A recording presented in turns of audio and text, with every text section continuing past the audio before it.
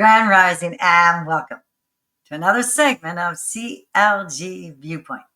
I am Cindy Lorraine Grais, and it is an absolute honor to have you here today with me. Today is April the 1st, Tuesday, 2025, but it's in a really important day today in the Kingdom of Canada.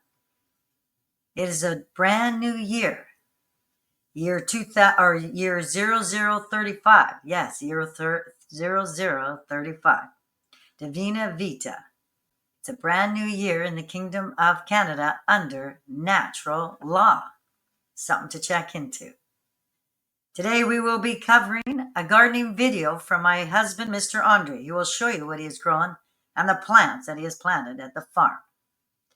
Then we'll follow through to international news, a village run by the residents who own the pub, shop, post office, hall, and library. Under local news, British Columbians will no longer have to pay the provincial consumer carbon tax. A new $83.5 million handy dart facility open in View Royal. Suspicious early morning fire damages vehicles at Nanaimo apartment building. And hundreds of thousands still without power on third day of spring storm on the east coast of Canada. Border agents at Vancouver Airport seize 149 kilos of meth bound for export. And people in Shizhatsui say they're fed up with drugs. They're continuing to push back. While each segment I like to start with the sage clearing. For some of you who aren't familiar with it, the sage clearing is a process to clear low energy entities out of your area, out of your space, my space and your space.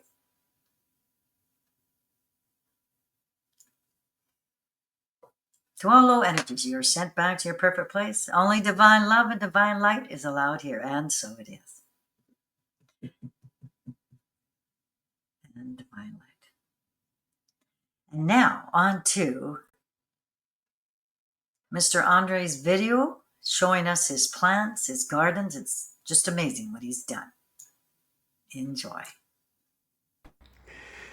Here I would like to give you an overview of what I grow this year and how I grow it.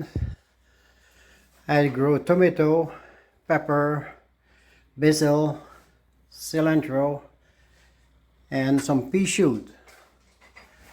I do have a couple little lemon that I grow from seed. Here's my pepper. My pepper, that's the one there, and I just grow a few of them there. And here I do have all those tomatoes.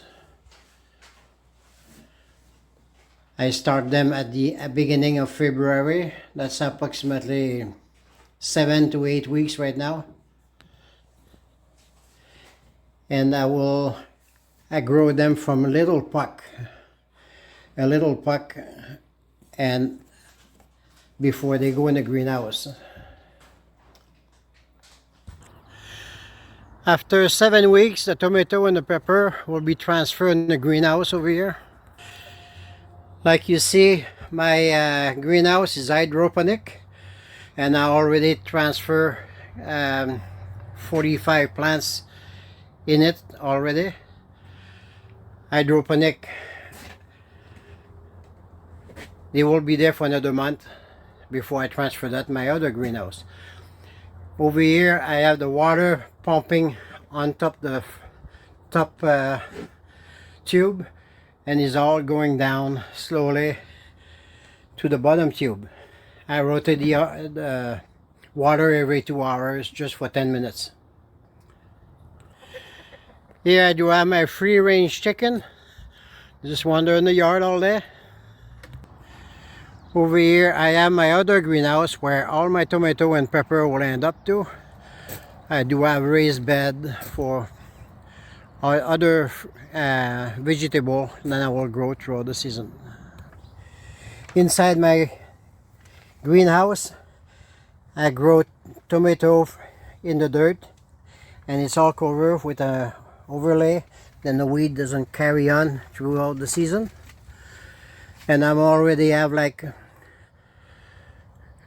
35 so far plant, and my greenhouse have a row on each side, and it will be able to contain over 100 tomato plants. I do have a small area over here doing my blueberry patch, and throughout the season I can pick up around 300 pounds of blueberry. Just beside my blueberry I do have a grapevine. It's Concord and red grape. I do have 34 plants, and I got a pretty good result also. He's had an amazing result. We're still eating the frozen blueberries and drinking the beautiful grape juice. And now, on to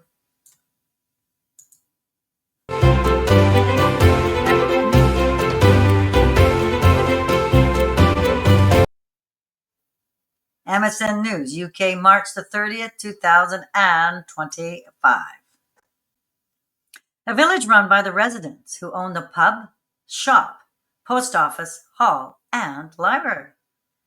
Residents of Trawden, Lancashire have transformed their village into a thriving community-run hub, owning and operating key amenities like the pub, shop, post office, and library. Around 150 volunteers help keep these services running, receiving discounts and raffle entries as rewards. The initiative began in 2014 when villagers bought the community center for £1 to save it from closure. Their shop, now a limited company, donates profits to local causes, while the Trawden Arms Pub was saved through a £450,000 fundraising effort. Volunteers say their work strengthens friendships, supports the elderly, and keeps a village spirit alive. And on to the video.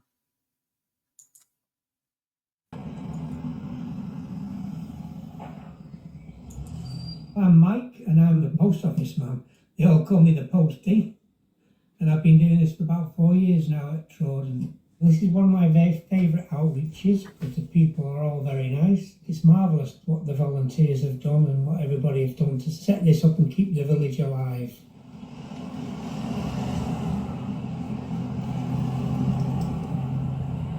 I'm Jamie Hargreaves. I'm the manager of the Trawden Arms. So the pub's owned by the community. I believe there's 425 shareholders or around that figure, and myself and my wife, we lease it from them, and we have been doing so since January 2023. It's been going swimmingly. It's been going great ever since we took it on. We always try to make sure we've got enough choice and availability for anybody that wants to come in, whether it's gluten-free, which is a big thing, and alcoholic beer. We've got a range of 18 different draft products at any one time. So the pub were the final piece of the puzzle for the community. They bought it last after securing the community centre, the shop, the library, the post office, and it's all that is solely run by over 120 volunteers. The pub itself has 6 volunteers. My name's Molly Ralphson. I'm the volunteer coordinator here at Trawden Forest Community Centre Library and Shop. So I work 25 hours, and I'm one of the only people who is employed. Everybody else in the organisation are volunteers. They give up their time for free. We've got the community centre, which is a building that has events on. It has a bar, so people can hire the centre for birthdays and weddings. We've got license for weddings, and it's used by so many different community groups, and it's run by a board of trustees or volunteers. It takes a lot of people to keep our assets running, volunteering. We've got about 150 people who volunteer in some capacity or other to keep everything going. I mean, the shop itself needs 68 different people to do 2 hours a week just to keep the shop open. That's just serving customers in the shop and keeping the shelves filled. Behind the scenes, obviously, there's so many more hours that go on in terms of accounting, buying, driving, office. It's just an endless list and people give up their time for that, 150 of us all together. My personal thoughts. a community pooling together to save their village. Such a heartwarming story of strength, courage, and unconditional love. Well, on to local news. CBC News, March 25th or 26, 2025. After 7 years, as of April 1st, British Columbians will no longer have to pay the provincial consumer carbon tax. As Janella Hamilton reports, it comes on the heels of the federal government's move to scrap the tax. A move people are applauding. And on to the video. At the pump is about to drop. Starting next month, drivers will be paying about 17 cents less a liter when they fill up their gas tanks. Every dollar counts, and I think living in Vancouver, definitely budgeting as like a young professional can be challenging. Climate change, we have to be aware of it and make some changes towards that as well. But there's other things that we need to worry about as well. The tax was also projected to add about $1.5 billion to the provincial budget. How that money will be replaced has yet to be announced. Julian Chu wants the money to end up back in the pockets of British Columbians. Who's to say that tax is not going to be implemented somewhere else? This climate campaigner says scrapping of the carbon tax raises major questions about how organizations like TransLink, which is already facing a funding crisis, could survive. She says what's needed is investment in broad sweeping changes like electrifying transit systems and buildings. There's a lot of talk about the carbon tax as kind of like the centerpiece of BC climate action. And so, yeah, it's sad to see it roll back, but we were under no illusion that it was the thing that was going to get us out of the climate crisis. She believes the province's commitment to reduce carbon emissions has been lacking, pointing to BC's fast tracking of natural resource projects, something the government has said it would do in response to U.S. tariffs. Fast tracking resource extraction and speeding up these projects, that is drill baby drill, just dressed up in different words, right? And that is Donald Trump's flagship policy. The province now says it will shift its focus to big industrial emitters by incentivizing them to adopt lower carbon technologies. Janella Hamilton, CBC News, Vancouver. My personal thoughts. Well, it's about time that the political officials are doing their due diligence in removing carbon tax. As well, other taxes such as personal taxes are to be removed under natural law, quick, fast, and in a hurry. New $83.5 million Handy Dart facility opens in View Royal. Check News written by Laura Brogum, March 28, 2025. Just over 5 years after it was first announced, the new Handy Dart facility opened in View Royal on Friday. The project was first announced in December 2019 with a budget of $32 million, with the goal of strengthening transit services in the Victoria area for people with disabilities. Then partway through the construction process in October 2023, an additional $51 million investment was announced for the project to fully electrify the building.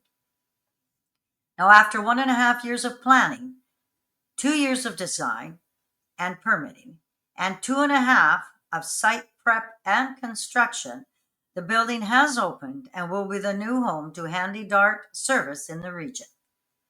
Erin Pinkerton, CEO of BC Transit, said she has seen the Handy Dart service grow in the Victoria throughout her life. 45 years ago, my mom and dad owned and operated Accessible Transportation Alternatives, which was a private transportation company, and essentially it was the start of Handy Dart in this region. In 1981, BC Transit assumed the role of providing Handy Dart across the province and subcontracted my parents' company to run the service. The result of that is I've had a front row seat to Handy Dart my entire life. The new facility in View Royal is opening with a capacity for 50 to 60 buses with the option to expand to 100. It was built to Leadership in Energy Environment Design, LEED, Gold Standard, which is the second highest rating. For the $83.5 million budget, the federal government contributed $21.8 million. The BC government contributed $40.1 million, and Victoria Regional Transit Commission contributed $21.6 million. My personal thoughts. A well-needed service for our people who have physical challenges. What is exciting with the med beds will be introduced countrywide to help with the wellness needs of our people in the Kingdom of Canada under natural law. Suspicious early morning fire damages vehicles at Nanaimo apartment building. Check News, written by Jeff Lawrence, March the 30th, 2025. Police and fire officials in Nanaimo are investigating after an early morning blaze damaged multiple vehicles and left visible damage to an apartment building near the city's downtown area. Fire crews responded to Millstream Manor at 42 Prideaux Street at approximately 5:24 a.m. Sunday, with Nanaimo Fire Rescue dispatching 4 engines and a rescue unit. The fire appeared to have sparked in a carport at the rear of the low-rise apartment building. 4 vehicles appeared to be damaged in the fire, with one of the vehicles appearing to be a total loss. Smoke damage on the exterior of the building stretched to nearly the top floor, and 2 apartment units directly above the fire had windows blackened by the smoke.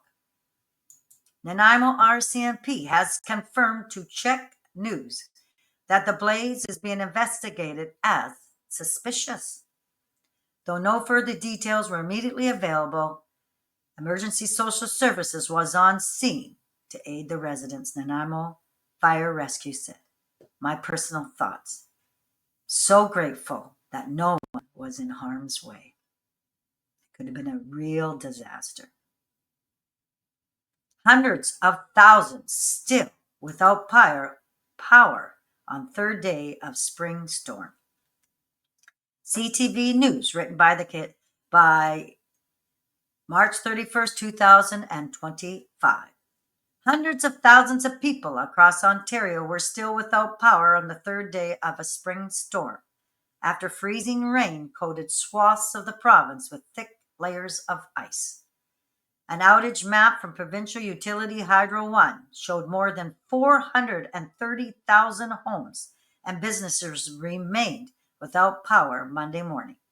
The map also showed that crews have been able to restore power to 358,000 customers since the start of the storm over the weekend. Hydro One prioritizes restoration in a way that brings power back to the greatest number of customers in the shortest period of time, the utility said. Crews need to repair and rebuild main lines along with other key pieces of electricity infrastructure before repairs can be made to power lines that serve smaller numbers of customers.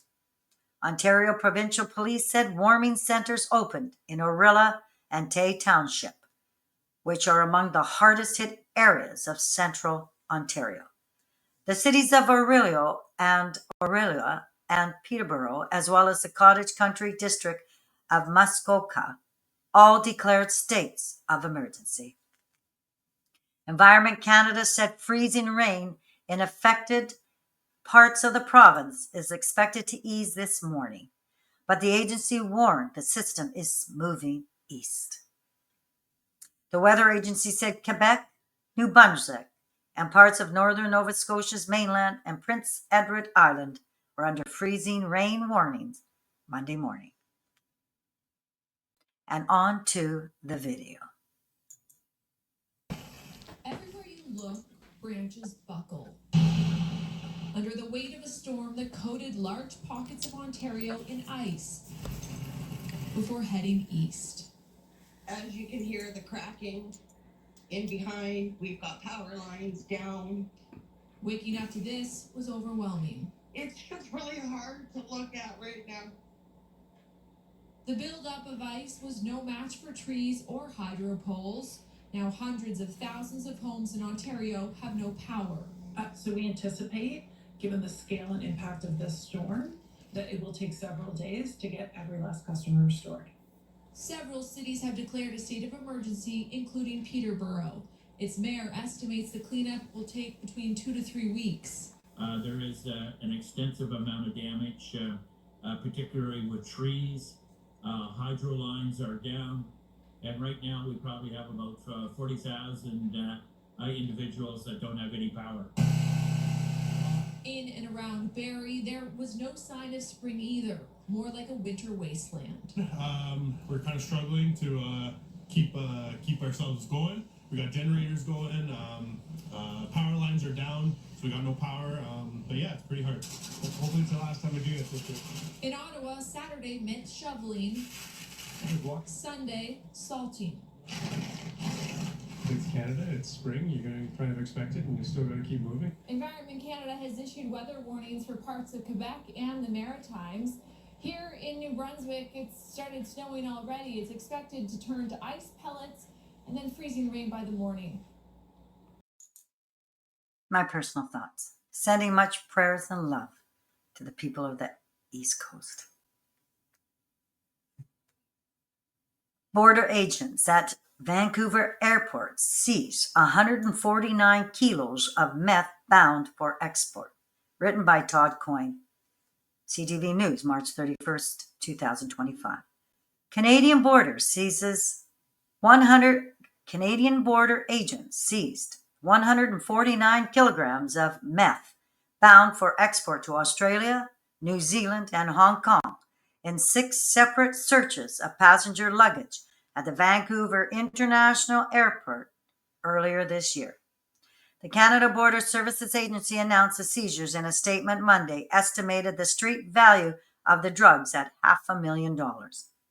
Nina Patel, director of the CBSA's Pacific region, says the seizures were a demonstration of the agency's detection and intelligence capabilities. Our border services officers are combating illegal drug smuggling and disrupting domestic and international crime networks, Patel said in the statement. Drugs gift wrapped. The first seizure was made on January 18th when border officials found 35.7 kilos of meth gift wrapped in Baby Yoda wrapping paper inside 2 suitcases, according to the statement.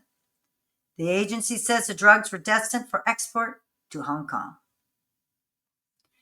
Less than 2 weeks later, officials searched 2 more suitcases bound for Hong Kong and discovered 28.5 kilos of meth concealed inside coffee bags, the agency said. On February the 16th, Border Services officers searched the luggage of an Australian-bound passenger and found 23.5 kilos of meth. The narcotics were concealed in packages wrapped in towels soaked with vinegar and cayenne pepper in an attempt to mask the smell, the statement said. Later that week, on February 19th, border agents at the airport made 3 separate seizures, intercepting 2 shipments of meth, one weighing 19.2 kilos and the other 16.4 kilos, from the luggage of 2 passengers bound for Australia. The third seizure that day netted approximately 25.5 kilos of meth from a passenger destined for New Zealand. The drugs were concealed inside vacuum-sealed packaging along with a mixture of coffee and pepper, the CBSA said. All 6 travelers were arrested and taken into custody by the RCMP, according to the agency. Personal thoughts. Great work done by the Canada Border Services Agency in combating illegal drug smuggling crime networks. People in Shetsui say they're fed up with drugs. They continue to push back. CBC story by Reagan Burton. For the last 3 days, community safety officers of Shetsui have been stopping cars coming into the Innu community. It's an effort to prevent illegal drugs and people banned from the reserve from entering. And on to the video. For the third day in a row, community safety officers in CLG are stopping cars coming into the community in an effort to prevent illegal drugs and banned people from entering. They're taking the names of people and license plate numbers as they enter the reserve. Meetings have been held for the last few days to try to clamp down on what residents are calling a big drug problem. The shifts have been long, but the work is important, and CSO Leah Rich is happy to be doing it. It is kind of hard because my boy's only 3 years old. I only see him half an hour or an hour when I go home, and then I sleep. I have to get ready for work again. I only see him an hour, then I leave. Earlier this week, CSOs, along with RCMP officers and community members, went to a number of houses where drugs are suspected of being sold and asked people banned from CLG to leave.